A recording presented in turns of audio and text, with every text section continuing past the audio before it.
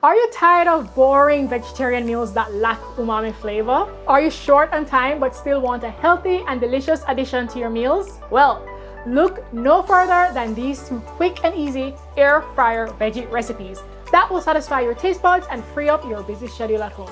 Let's jump into it.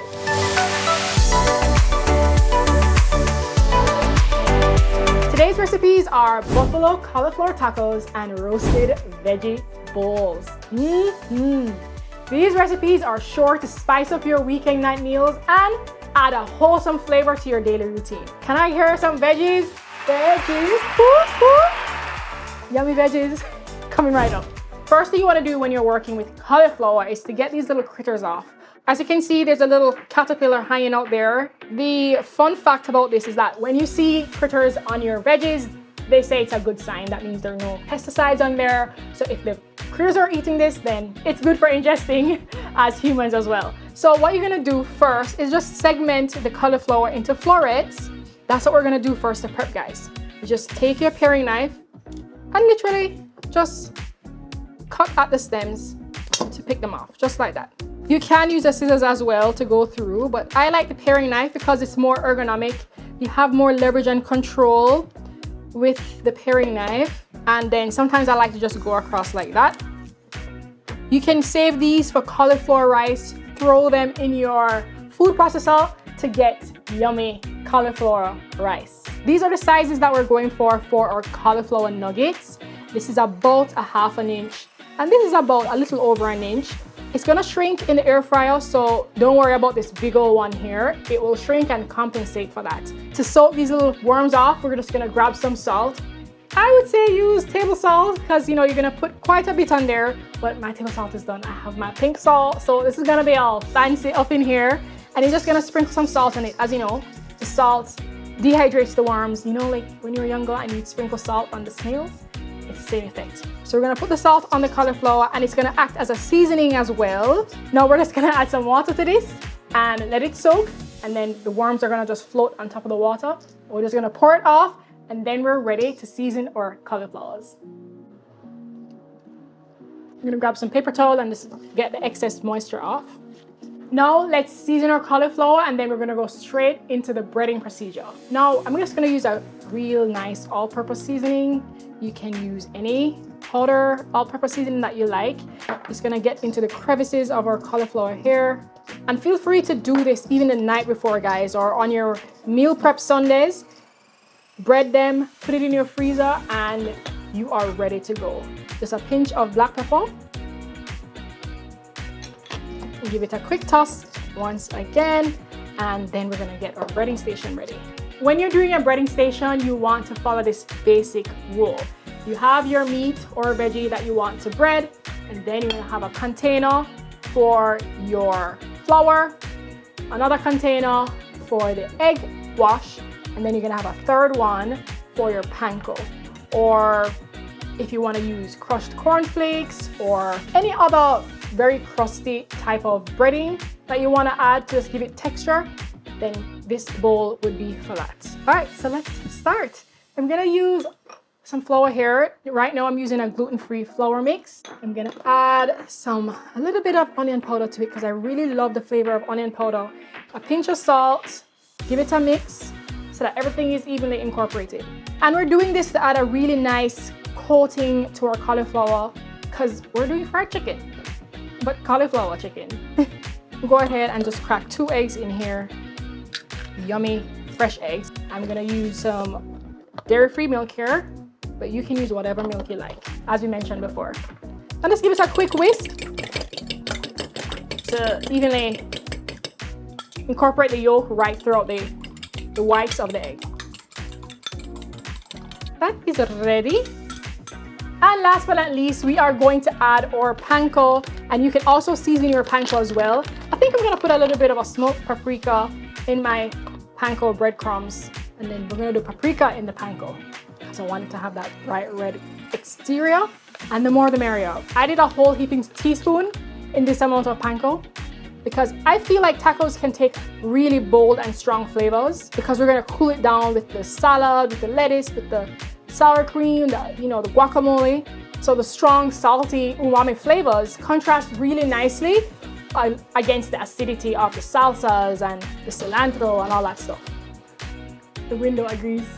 All right, guys, we're about to bread, and just remember, you're gonna have a wet hand and a dry hand. So you don't want to cross because it's gonna get really sticky if you mix the wet hand into the dry ingredients. So let's start. I'm gonna grab my cauliflower. And guys, remember, this is a tutorial, so I have to explain along the way. But when you're doing this at home, it's gonna be so quick. You can even put this in a Ziploc bag and just shake it all up. Or you can mix the egg with the flour to make a batter, a wet batter. It will cut the prep time like in half.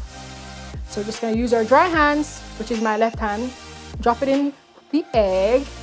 And then I'm gonna use my other hand here, get some egg on that baby. And the egg, because it's high in protein, is gonna just congeal once it hits the high heat and form a really nice skin on the cauliflower. So I'm just gonna take this now, just make sure you drain off the excess egg because we want this egg to stretch, right? And drop it in our panko. Guys, I can smell the flavors already. I'm gonna go back with my left hand and just give it a toss. So we're just trying to minimize the mess that can ensue by just sticking to one hand per wet or dry ingredients, basically.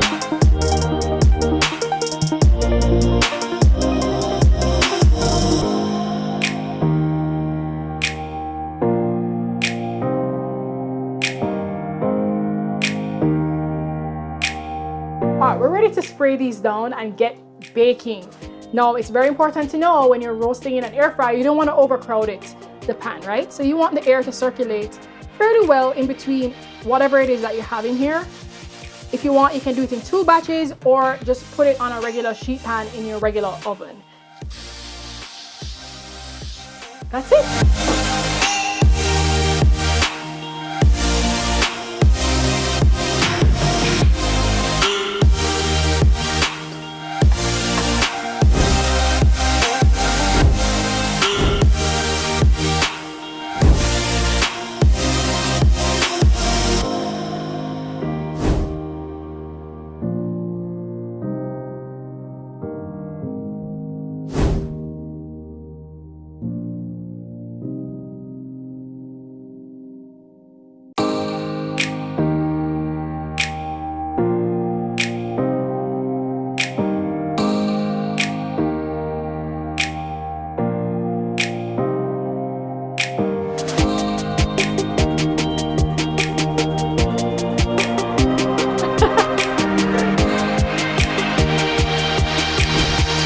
Now we're on to our air fryer roasted vegetables. For this, all you need to do is just have your veggies pre-washed and dried, chop everything up around the same size so that everything roasts predominantly around the same time. And then we're gonna lubricate or oil our veggies so that they get really nice and caramelized and just yummy. And season. All right, so I'm gonna just start with nice bell pepper. Feel free to use any vegetables you have in your fridge left over, minus the leafy veggies. So any hardy vegetables, root vegetables are great for this recipe. Sweet peppers, broccoli, carrots, mushrooms, they lend themselves to tasting really yummy caramelized. So we're just gonna cut them in nice big chunks. Oops, my knife needs to be sharpened. Guys, don't be like me. Make sure you have sharp knives. I'm just gonna go in and do nice 1-inch pieces and just heap everything in one corner. We're gonna group all the peppers together, all the broccoli together. And if you really wanna gauge it, we can use about 1/4 pound of each of the veggies. And you can do them in batches in the air fryer. You can use green peppers just to add a variety of colors and flavors to the dish. When you're eating veggies, it's always recommended to eat from the rainbow. So put as many different colored veggies in your dish as much as possible so you can benefit from the different micronutrients that's available within the different colors. All right, let's go in with some carrots now. All right, so all you need for your carrots is a vegetable peeler and your chef knife. So you're gonna go in and just slide to get the outer skin off because it's all rough and kind of ugly. I'm gonna break down our carrot into thirds and cut the ugly edges off. Feel free to save these for stock or just throw them in your soup so that you reduce wastage. I'm feeling for some rondelles, which just means we're gonna do circles. When you're roasting veggies with a mixture of hard and softer vegetables, you wanna make sure you cut the harder vegetables a little bit smaller so that they cook up in about relatively the same time as the other veggies, all right? This doesn't have as much water as our sweet peppers, so we're gonna do it as thin as you can get them, about 1/8 of an inch to 1/4. Roasted carrots are so delicious. Carrots, cabbages, those types of veggies, man, there's just something about the caramelization process that just makes them taste so meaty. We're gonna go in with an onion, and you're just gonna cut down to the length of your onion, just like that. I'm just gonna peel off the skin, and we're just gonna do a rough chop for the onion. Just cut it into thirds like that, and then down the middle. Very simple. And then we get these nice little wedges, similar shape to our sweet pepper. See? Just like that.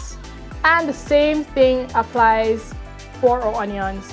Adding some browning to these babies just makes it taste so much better. Even your kids are gonna dig into this dish.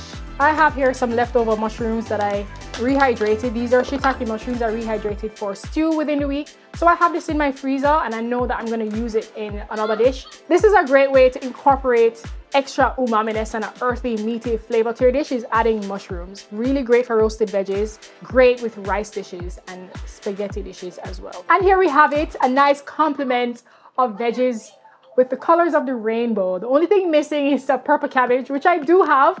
You guys can definitely throw that in. Cabbage is amazing in roasted veggie dishes, so I would recommend throwing some cabbages in and you're good to go.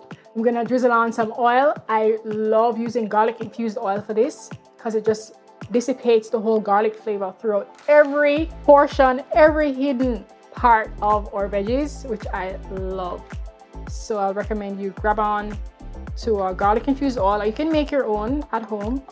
And you want to liberally oil your veggies. The veggies can really caramelize properly. You see how oily that looks? You see how oily my hands are? That's the amount that you guys should be doing. This is how you want it to look, really nice and glossy. You don't want it to look dry at all, because you want the veggies to be really nice and crisp and browned on every single crevice in the veggies. That's what's gonna give you that really yummy umami and addictive taste quality. Smells so garlicky. Now we're just gonna season with salt. And we're gonna add a pinch of black pepper. Look at that. Let's give it a toss again. This is so pretty. It's like you can eat this raw.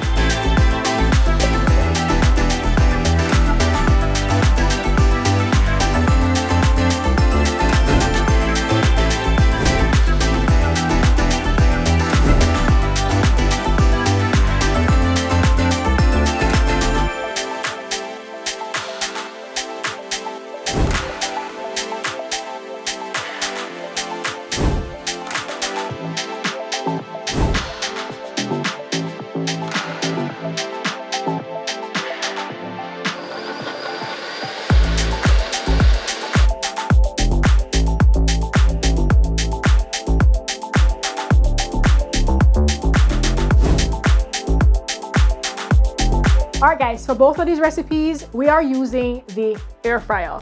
It is a versatile and super easy to use appliance that can be used to cook a variety of foods. The benefits of using an air fryer are immeasurable.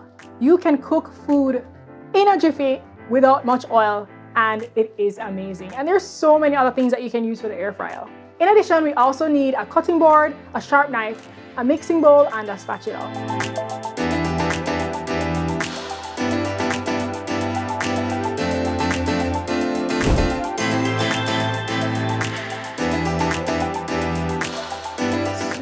And salty and tangy, peppery against charred vegetables over rice.